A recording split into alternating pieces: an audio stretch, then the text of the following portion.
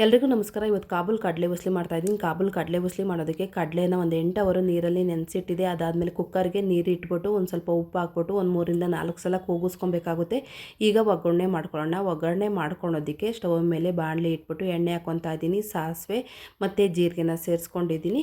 ಅದಾದಮೇಲೆ ಒಂದು ಸ್ವಲ್ಪ ಕರ್ಬೇವಿನ ಸೊಪ್ಪನ್ನು ಹಾಕ್ಕೊಂಡು ನಾವು ಈರುಳ್ಳಿ ಬೇಕು ಅಂದರೆ ಈರುಳ್ಳಿನ ಹಾಕೊಬೋದು. ಒಬ್ಬೊಬ್ಬರು ಈರುಳ್ಳಿ ಹಾಕೋದಿಲ್ಲ, ಒಬ್ಬೊಬ್ಬರು ಈರುಳ್ಳಿ ಹಾಕ್ತಾರೆ. ನಾನು ಈರುಳ್ಳಿ ಹಾಕ್ಕೊತಾ ಇದ್ದೀನಿ. ಅದಾದಮೇಲೆ ಹಸಿಮೆಣ್ಸಿನ್ಕಾಯಿ ಪೇಸ್ಟನ್ನು ಸೇರಿಸ್ಕೊಂಡು ಇದರ ಹಸಿ ವಾಸನೆ ಹೋಗೋವರೆಗೂ ಚೆನ್ನಾಗಿ ಹುರ್ಕೊಬೇಕಾಗುತ್ತೆ. ಈರುಳ್ಳಿ ಎಲ್ಲ ಚೆನ್ನಾಗಿ ಬಾಡಬೇಕು, ಅಲ್ಲಿವರೆಗೂ ನಾವು ಹುರ್ಕೊಬೇಕಾಗುತ್ತೆ. ಅದಾದಮೇಲೆ ಒಂದು ಸ್ವಲ್ಪ ಶುಂಠಿ ಪೇಸ್ಟನ್ನು ಮಾಡಿಬಿಟ್ಟು ಹಾಕ್ಕೊತಾ ಇದ್ದೀನಿ.